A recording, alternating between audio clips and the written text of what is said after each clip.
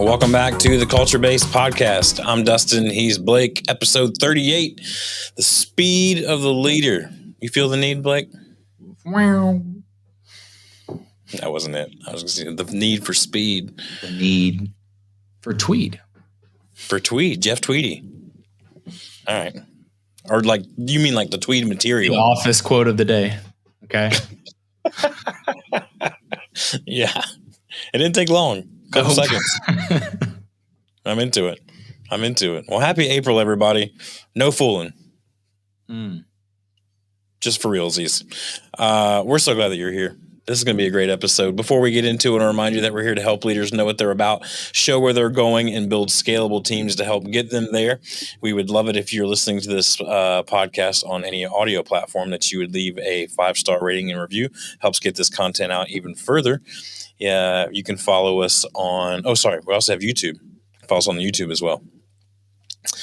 I slipped the in there. The YouTube. Freaking George W. He just got it permeated in me.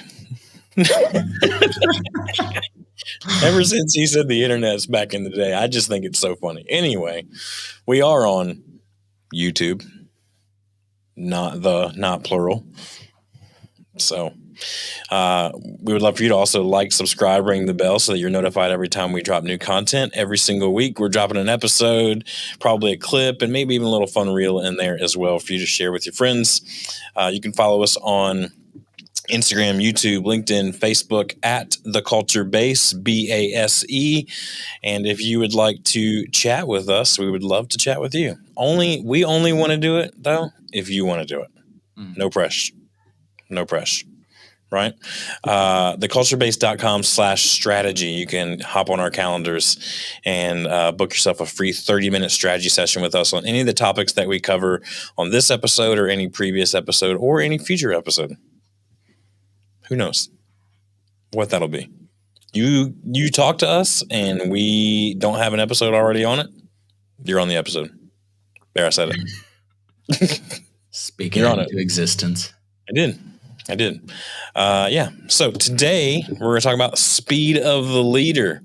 I love the phrase speed of the leader, speed of the team. And you've heard that before, right, Blake? Mm-hmm. Yep. Okay, just making sure. I think it's a widely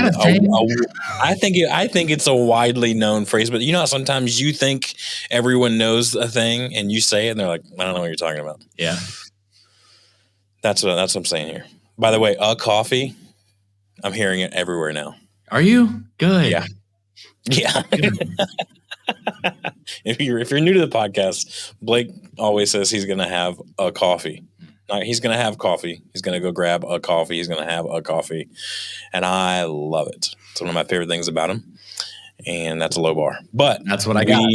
That's what he's got. That's what he's got to offer. He's got a coffee.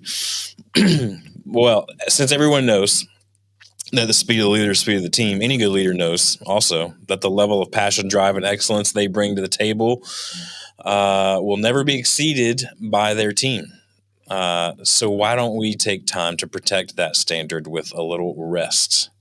The speed of the leader, both to push and to renew, is the speed of the team. And if you want to make it to see this thing through, you need the secret to revival in your business. You need rest.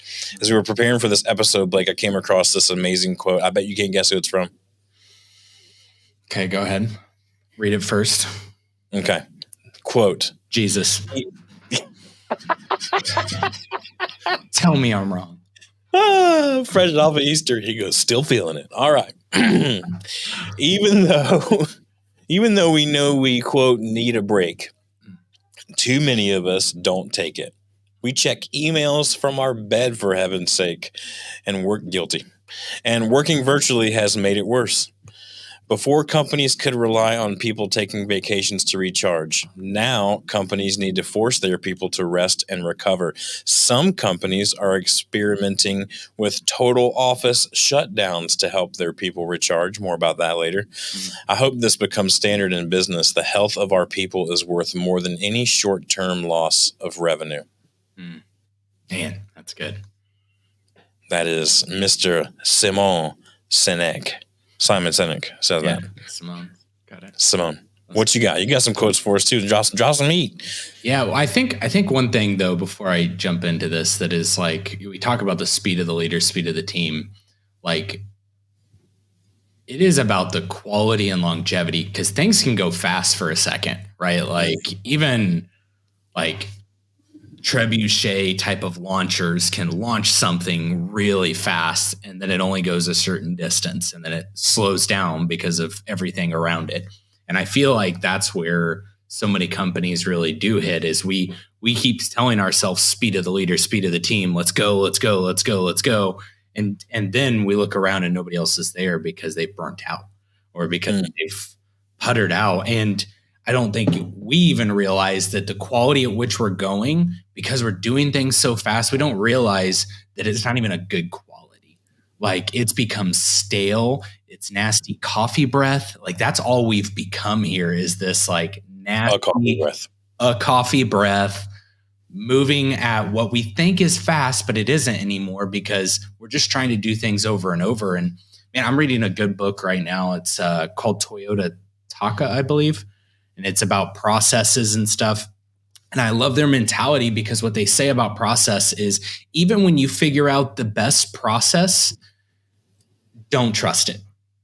Don't like trust it, but don't like fully give in because the thing is the law of thermodynamics. Like things are going to end up winding down, right? Like things are going to end up getting worse over time because that's just the nature of things. If you think things were going to stay perfect forever, they're not. And so similarly, if you're just doing things the way you've always done it and you don't have anything to rest, renew, to revive, then you're going to continue getting worse. But the worst part is you're going to think you're doing good. Like that's the scary part here. And here, one of the quotes that I thought was really impactful from Sydney Harris. She says, or he says, I don't know. That's horrible. I probably should have done my research here. But old Sydney says, yeah, calling it. The time to relax is when you don't have time for it. And truth, just hard truth. Yes, last week, and I like to follow the idea of the 12-week year. In 12 weeks, I want to get done what I normally would get done in a year. Sounds like a lot. Sounds like busyness. Sounds like too much. I know all the things that just popped into your head that popped into mine too. But the reality is we had a bonus week, a 13th week instead of the 12 weeks. And I was so pumped. I was like, let's go. I'm going to do this and get all this. And then I got the flu. And I just found out today that I have an ear infection. And you know what? Like that should have been the breath. That should have been the moment that I didn't say, let's do more. Let's get more done. It should have been the moment that I said, rest, relax. Did I get what I needed to in the 12? Yes. Then I need to enjoy it. I need to rest in that moment so that I'm a higher quality Blake Bear starting my next 12 weeks. Because if I'm not a higher 12-week Blake Bear on the next one, then I'm getting a scaled back version of me and I'm going to get half as much done. Not twice as much. I'm going to get half as much. Right. And Bear is his last name. He's not calling himself like a cute little cuddly animal. I just asked that everyone call me the Bear. And the Bear. No reason. I had him call me the Hawk last year. And so I just the year of the Hawk. The year of the Hawk. But Katie Reed said that self-care is giving the world the best of you instead of what's left of you. Ouch. Yeah. Man. I love it when it rhymes. Yeah. Gosh. Just like love it when it rhymes. Oh, I love it. Self-care is giving the world the best of you instead of what's left of you. And the only way to be in a place that you can give the best of you is to have a revived, ready, passionate version of you. Yeah, for sure. Just to kind of wrap up our quote section brought to you by Words. Sydney J. Harris. Sydney J. Harris is in fact a male. Well, he was. He's dead now. But he was a journalist for the Chicago Tribune. Oh, cool. So at least I know. That's for the readers and listeners here. Right. We're having a good time. All All right. So there, out of all the quotes, I always today, feel like I said something stupid when you're like, yeah, we're having a good time. He's trying, folks. He's trying. It's not my, I wish it was mine. It's my little nod to one of my favorite comedians, Dusty Slay. That's his tagline always. Is he says he likes to, a lot of comedians will come out and say, or a lot of comedians will come out and ask, is everybody having a good time tonight? And he's like, I don't like to take that risk. It's like, go ahead and tell you right up front, however you're feeling, we're having a good time. Yeah, that's funny. But so the thing that's going to kind of set the tone for the whole episode today is this idea of rest, renewal, revival.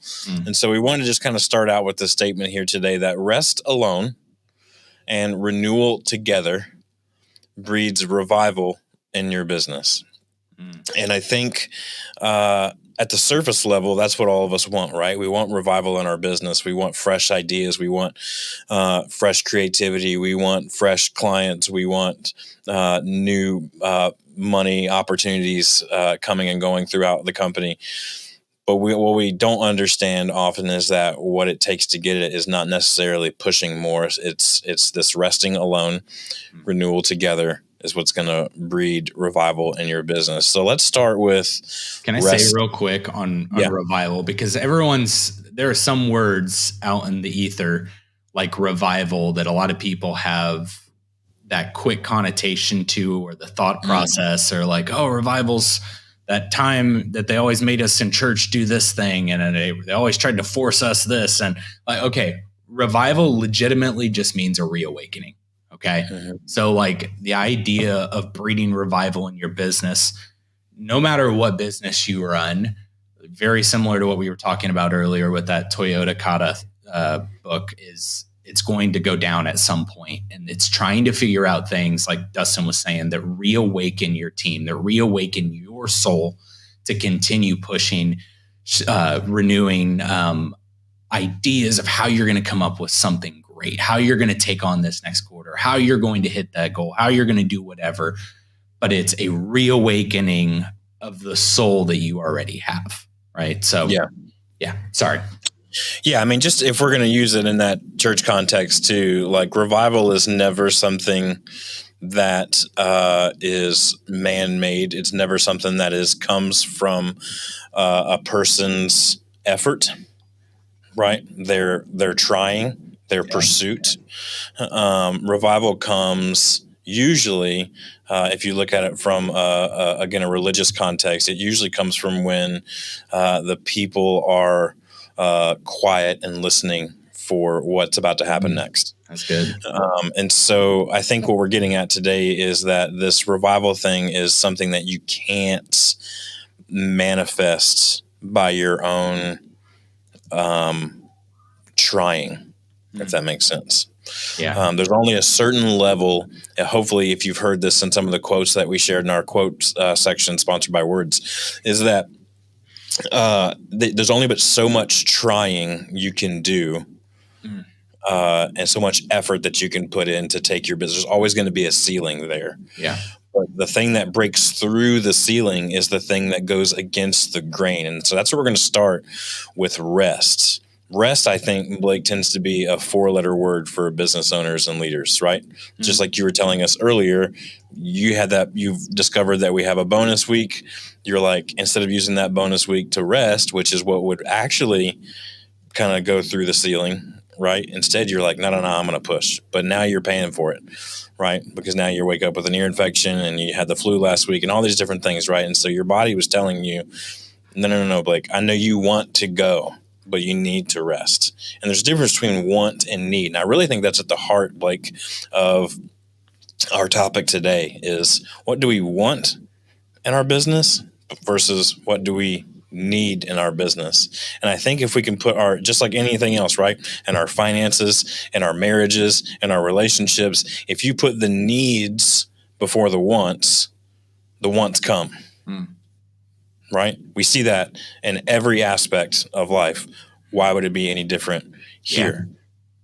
And so I think just again, this isn't a religious podcast, but there is a thing in all forms of religiosity that talks about this Sabbath day, and Blake has kind of pushed me in the last couple of years to really observe that and to rest for what it is. So I'm going to put you on the spot a little bit, Blake. And why don't you just share with us, what does that look like for you? Why do you do it? What are your parameters there when it comes to your kind of day of rest every week? Yeah.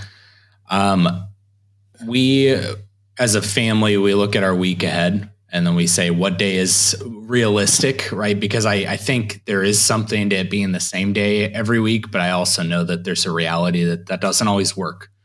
And so ours is usually Saturday or Sunday. And we have a really easy filter.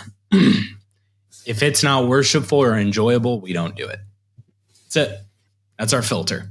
If it isn't something that we want to do, we don't think that it's going to like benefit us. Like we take naps. There is no work. I don't look at email. I don't, oh, hey, here's a time I could put that. Nope. I will even, and there are some times that I'll fail at this, but there are some times that I won't even allow thoughts to go too far in the sense of like, oh, hey, you could fix that by this. And what I do, it's almost like a catch and release.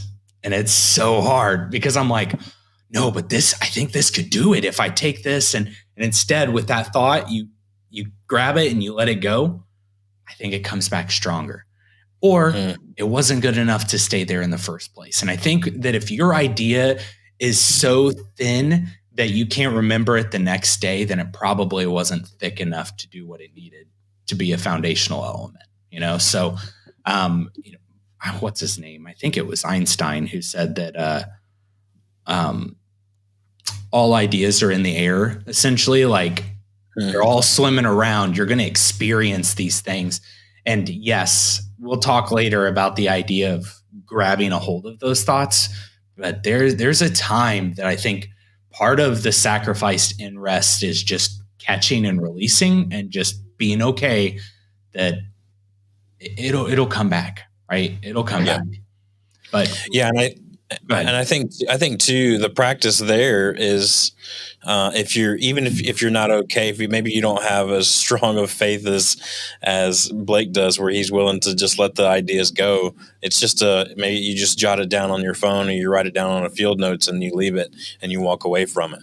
Yep. And that way, when you're ready to come back and revisit this, because we all know we have the best ideas in the shower, right? It's the reason is because our minds are turned off from the constant go and production mode that we keep it in, 99% of the time, right? So having that tool with you to be able to say, I'm going to write it down and I'm going to set it over there. I'm going to revisit it when there's a time for it. Now is not the time for it.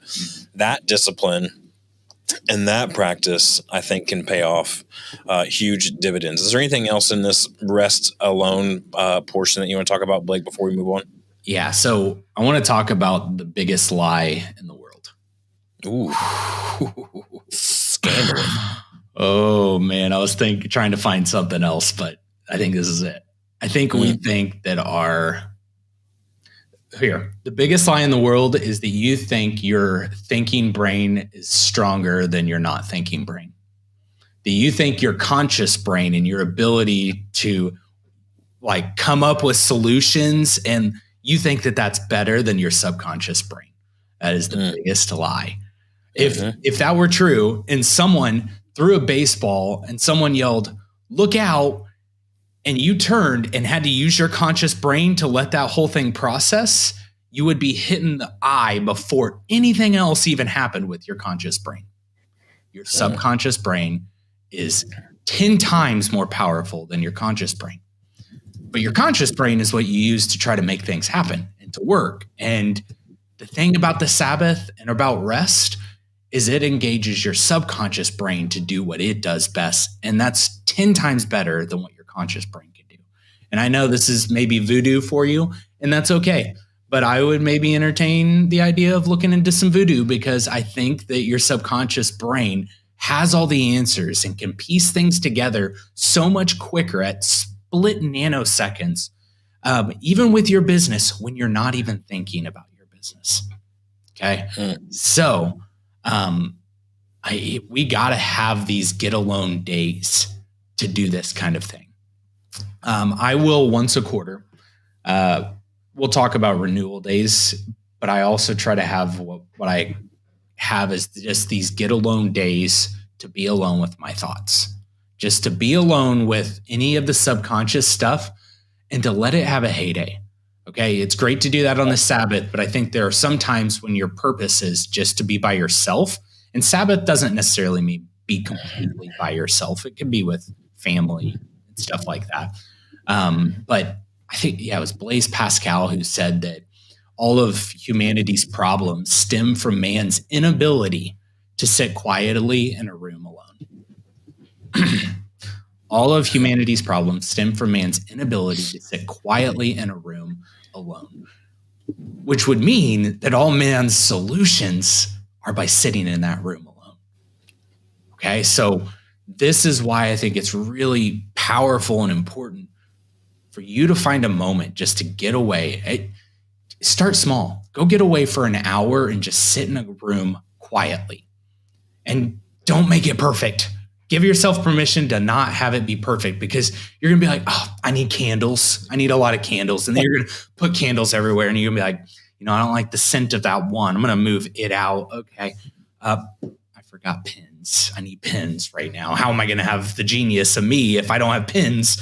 And then you go and you're like, oh, it's a little warm in here. I'm going to need it to be stop looking for the perfect scenario. Get to a place of silence. That is the hardest place to get. And if you don't believe that's true, then how in the world did you just have all those thoughts and not do the thing, right? So just start small, but be imperfect about it. And you'll start to grow that muscle that is just okay with all the distraction and noise and can find the ability to still find silence. Yeah. Yeah. So we say rest alone and renewal together breeds revival in your business. If we know that to be true, we know that we need to rest alone, but we also need to renew together with our teams. That's what we're talking about here when we say renewal together.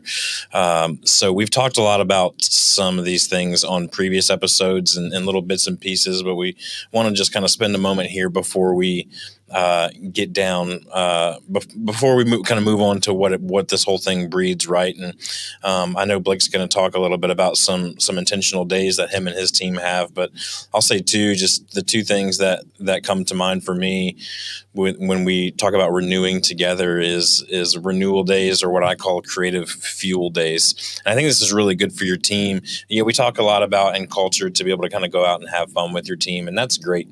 But sometimes it's good to go out and be intentional with your team in the sense of we're going to go refuel ourselves and renew ourselves creatively or strategically or the way that we think, right? We're all going to go see this movie together to expand our thinking. We're going to go to this museum and learn about this thing in history because we know history repeats itself and we want to learn from it.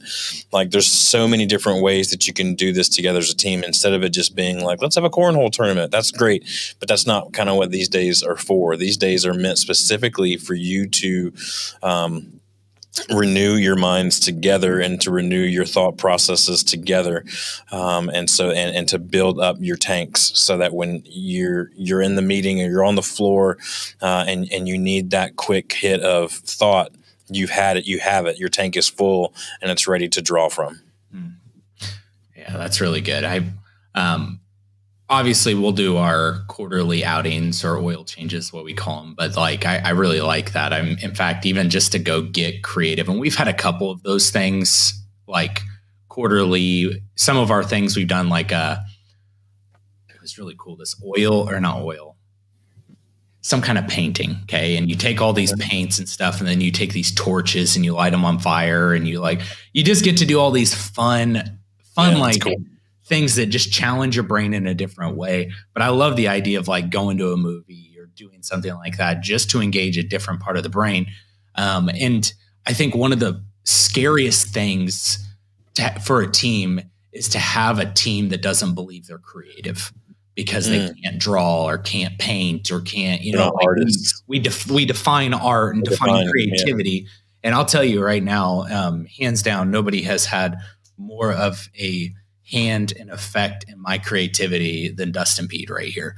Like, I believed creativity was one thing, and he shook my world up some 7-8 years ago. I was actually probably longer than that. But just by challenging what our beliefs on creativity is. And I know not everybody has that and doesn't have a Dustin Pede to challenge that. And so that's where I would just highly encourage telling your team they're creative people and helping them believe it. And so having moments like this where you're jumping into renewal and creative days so that they start defining with what they're doing and how they did it and how it was great and how it was fun with creativity, because they're going to, their ideas, I feel like so many ideas, in order to unlock them, the key is creativity. And if your team doesn't have that key, they're not going to come at the problem. They're going to think, what's an easy way to throw money at it? What's an easy way to throw people at it? Instead of what's an easy way to throw an idea at it? And that's what's missing here. And so then those ideas of like the notes days we have, if my team didn't believe they were creative, and also, this is big, didn't believe they had a voice, okay, which means that some of the creativity needs to be allowed to become ideas and grab legs and actually become something, so that they trust that when I say something, it'll be heard. With those node stays, they have to have an element of creativity, and renewal comes from that place, from a heart of creativity. Yeah, for sure. For sure. So we know that rest alone and renewal together breeds revival in your business. And that's what we are all ultimately after. If you're wanting to move things forward and you're wanting to get better, you do want some sense of revival in your business. And I would say this as we kind of dive into this last third of the episode today, passion is contagious.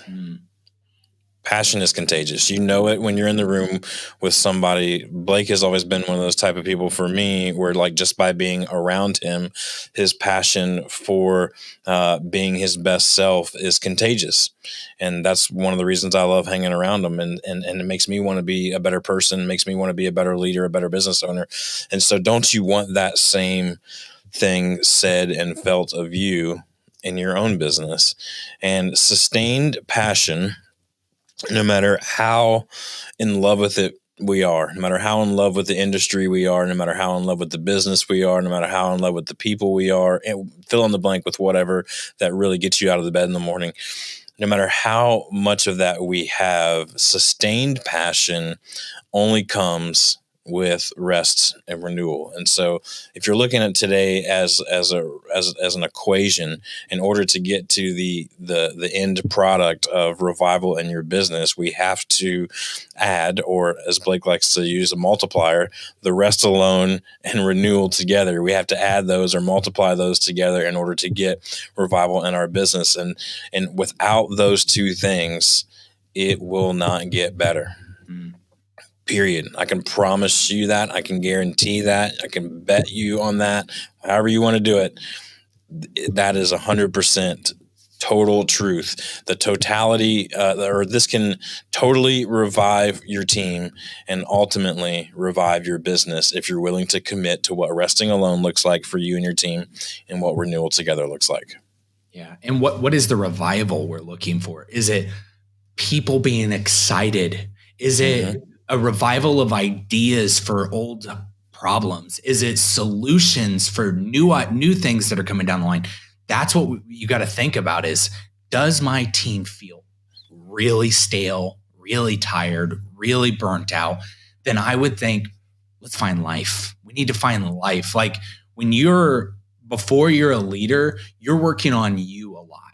Okay. You're like, oh, me. And you still, as a leader, need to do that. But as a leader, you're working on your team. Okay. It's about helping them develop into their best self. And so if you can't take that time of resting alone and then renewing together, you're not going to get any sorts of revival. But that's right. And I think about the days that I've had of good rest and the days I've had where I've had really good team renewal. The next day, I've never had better solutions. Those are the days. Like, you can mark it on a calendar and say, this will be a day for your notes day that you got coming up. Here's a day for your quarterly that you're getting away. Here's your another one, even being go get away. And some of your renewal isn't just with your team. Okay. Sometimes your renewing together is with your peers who are where you are in business or where you are in life. I would suggest, and that's one of my kind of vision renewal days, isn't always with people on my team. Sometimes it's with, my lawyer or just other friends who own companies. And I'm just like, let's get together and let's just renew. And we're not fixing each other's problems necessarily, but we're just sharing vision and excitement. And then you can't not have those moments that someone will say something. You're like, oh, wow, I needed to hear that. And then someone says, hey, have you thought about doing this in your business? Not even related to my business, right? They don't know what I'm going through, but then it just hits in such a way that I'm able to accept it. So sometimes that renewal comes in different pictures too. It's not always with your team. Sometimes it's with peers, just where you're at. But in order to have those days of enlightenment, those usually are the next day. And it's when your subconscious has got to, I kind of think of it like this.